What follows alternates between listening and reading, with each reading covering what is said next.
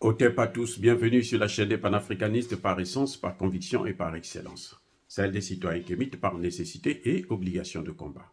Nous sommes une chaîne qui n'est guidée que par nos ancêtres et rien que par les ancêtres qui appartiennent à l'égrégore du monde noir. Par conséquent, nous ne croyons en aucun Dieu venu de l'étranger. Toutefois, cette vidéo n'est aucunement destinée à inciter à la haine ou à la violence, car nous menons un combat qui est d'abord et avant tout spirituel, intellectuel et démocratique. Ensuite, il est politique, géopolitique et géostratégique.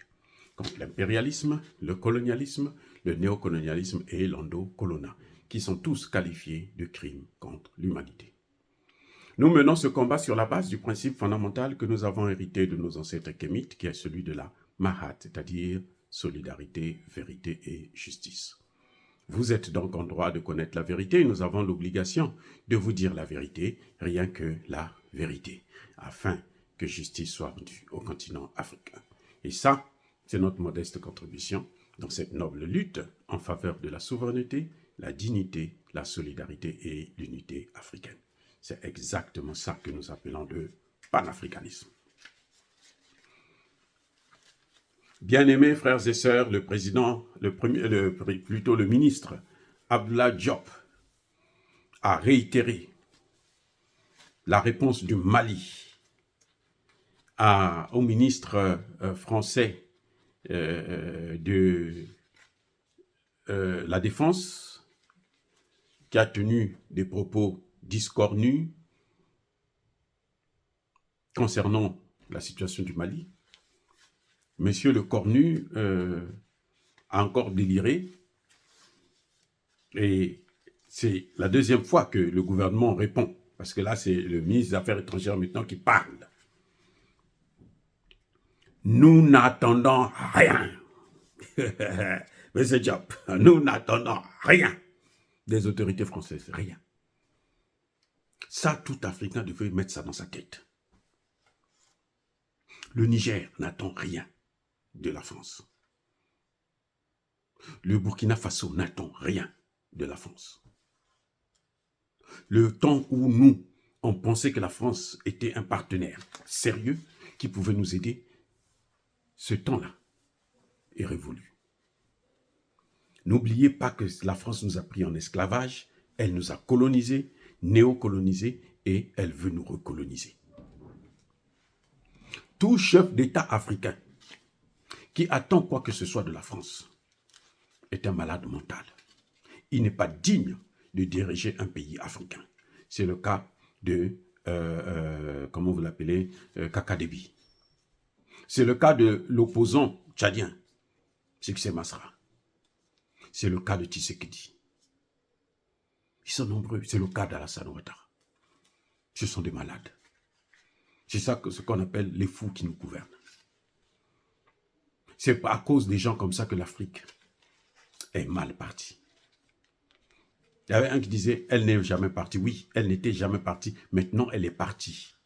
Parce que nous avons des pays, ceux de l'Alliance l'Alliance des États du Sahel. Ajouté à cela, vous avez la Guinée, vous avez le Burkina Faso. Ce sont des pays qui, aujourd'hui, sont en train de partir. Mais pour l'essentiel, les pays africains, là, ils ne sont pas encore partis. Ils sont en train de stagner. C'est pour ça que vous voyez, ils ont toujours la main tendue, la mendicité. Regardez comment la guerre contre le terrorisme est en train de dévaster les forêts. Regardez comment le Congo démocratique, qui a la plus grande forêt au monde, et oui,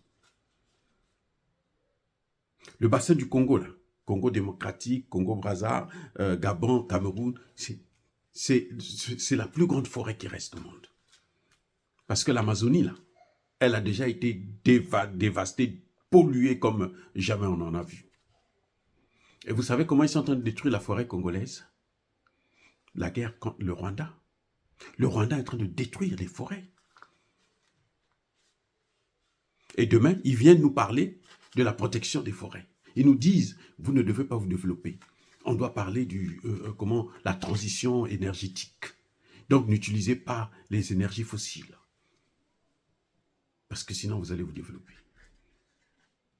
Vous voyez, c'est quand même ridicule. Donc, qu'est-ce qu'on peut attendre de la France? Qu'est-ce qu'on peut attendre de la France? Si on a la tête sur les épaules, on n'a rien à attendre de la France, comme dit le ministre Diop. Eh oui. Quand Barkhane a quitté le Mali, bien sûr, beaucoup ont prédit l'apocalypse. Je disais, c'est la fin du Mali. Ce que le Cornu a dit là, ce n'est pas la première fois. Mais c'est leur rêve, c'est ce qu'ils pensent, c'est ce qu'ils veulent. C'est ce qu'ils souhaitent. Mais ça ne se fait pas, ce n'est pas divin. Parce que Dieu ne fait pas le mal. Regardez, il dit bien. Ils avaient promis l'apocalypse. Le Mali est là. Confiant. Il avance. Il obtient des résultats. Il ne faut pas prendre ses rêves pour des réalités. Monsieur le Cornu, tête cornue, vous devrez savoir, si vous êtes plus fou que Emmanuel Macron, vous devez savoir qu'au Mali, là, votre folie là va s'arrêter. On va vous guérir de cette folie, de penser que l'homme noir restera votre chose, votre esclave. C'est ça là, le racisme. En fait, ce que vous voyez là, c'est le racisme poussé à l'extrême. Le racisme le plus sophistiqué qui soit. Et nous saluons la réponse du ministre Diop. On n'a rien à attendre d'eux. Attendre quoi que ce soit d'eux, là, c'est une folie. Centrafrique, Mali, Burkina, Niger, ils se portent mieux que lorsqu'ils avaient les Français. Je vous ai dit la dernière fois, je vous ai montré une carte. Vous regardez, il y a à peine 20%. C'est juste la région de Kidal. Et essentiellement la ville de Kidal qui reste pour que le Mali puisse contrôler, les Famas puissent contrôler tout le territoire. Et s'ils n'ont pas encore lancé l'assaut, c'est parce qu'ils ne veulent pas donner une occasion aux Nations Unies de pouvoir reporter leur départ. Ils s'arrangent à faire en sorte qu'ils puissent partir. Quand ils vont partir, eux, derrière, ils vont régler le problème. Et je vous ai déjà dit, Kidal est encerclé. La seule porte de sortie pour les terroristes, c'est aller vers le Niger, le Nigeria plutôt, et plutôt l'Algérie. La seule porte de sortie. Parce que s'ils vont vers le Niger, ils seront bloqués. Donc ils doivent aller en Algérie. Et non, le président en Algérie, le gouvernement algérien fait ce qu'il veut d'eux. S'il veut les garder parce qu'il veut avoir des liens avec eux, ça c'est leur problème. Mais chez nous là, on n'a plus besoin d'eux. Au Mali, on n'a plus besoin d'eux. Et s'ils rentrent, s'ils restent, ils seront tous liquidés, neutralisés, c'est-à-dire tués. Voilà ce qui les attend. Donc, monsieur le Cornu, vous perdez votre temps. Les choses étaient un peu difficiles lorsque le Niger était dans les mains de Bazoum, que vous contrôliez. C'est pour ça que Emmanuel Macron pleure. Emmanuel Macron est en train de faire le deuil de Bazoum. Il pleure. Parce que lorsque au Mali, on les poursuivait, ils venaient au Niger. Lorsqu'au Burkina Faso, ils étaient menacés, ils fouillaient au Niger. Dans la zone des 3 frontières notamment. Et cette zone-là était contrôlée par la France. Maintenant que les Français ne sont plus, ce sont des Nigériens qui contrôlent. Donc quand ils fouillent là, ils sont pris en étau, ils sont encerclés, ils ne peuvent plus faire quoi que ce soit. La seule possibilité pour les terroristes de s'évader, d'échapper au massacre,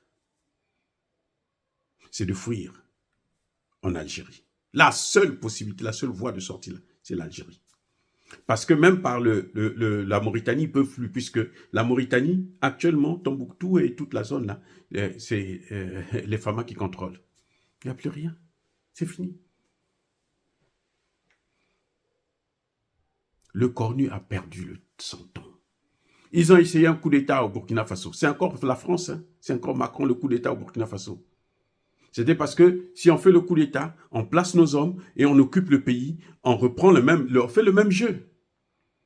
Donc, le Niger nous a chassés, on est au Burkina Faso, et du Burkina Faso, on réorganise les troupes, les terroristes, pour réenvahir encore ces pays. Ça a échoué. Ils ont tenté d'exfiltrer Bazoum, et puis quand il arrive à l'étranger, on lui demande de signer des papiers pour dire, bon, intervention. Ça a échoué là encore.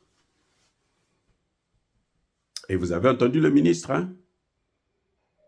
Le ministre Toumba, il a bien précisé. En cas d'intervention, ils viendront pour prendre le cadavre de Bazoum. Si Bazoum ne le sait pas. Bon, pour eux, c'est une bonne chose que Bazoum meure, parce que si Bazoum est entendu par la justice, il finira peut-être par parler. Eh oui, donc, il faut tuer les témoins. Que Bazoum sache que lui, là, il va être liquidé. Pas par les Tchani, mais par les mêmes Français. Dire cela, c'est inciter à la haine ou à la violence. Non. Les Français ont tué Idriss Déby, qui leur a donné tout. Idriss Déby. Kaka Déby s'attaque à d'autres gens, là. Le tueur de son père, là, c'est Macron. C'est Macron, lui, il doit chercher des gens ailleurs. Vas-y, il n'a rien compris. Donc voilà, le ministre des Affaires étrangères a bien dit, et nous le soutenons. Nous soutenons le Mali, nous soutenons nos frères et sœurs du Sahel, nous soutenons l'Afrique. Dire cela, c'est inciter à la haine ou à la violence. Non. Ya ba colère V, ya malem. Encore une fois de plus, bien-aimés frères et sœurs, soyez bénis. Je persiste et je signe, soyez abondamment bénis par le Dieu des Kémites et par nos ancêtres angélistes.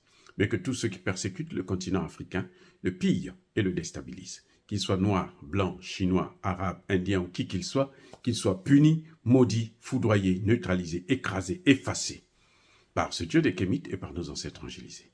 Vive l'Afrique éternelle, j'ai dit et j'assume.